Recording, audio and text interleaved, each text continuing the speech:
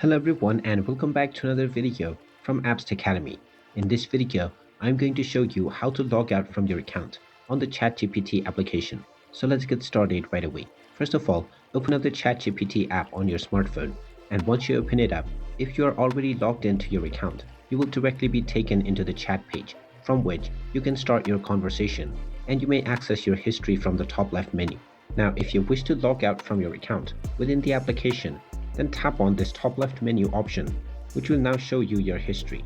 Underneath all of this, you will see your account username and the three dots at the right side. Go ahead and click on this, and you will now see the sign out button. Tap on this button, and now, after verifying your identity, you will be logged out from your ChatGPT account right away.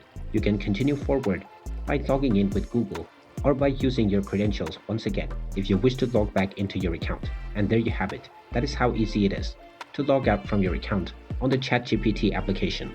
If you find this video helpful, make sure you hit that like button and subscribe to our channel if you haven't done so already. Also ring that notification bell to never miss another update from us. Thank you for watching, and I will see you again in the next video.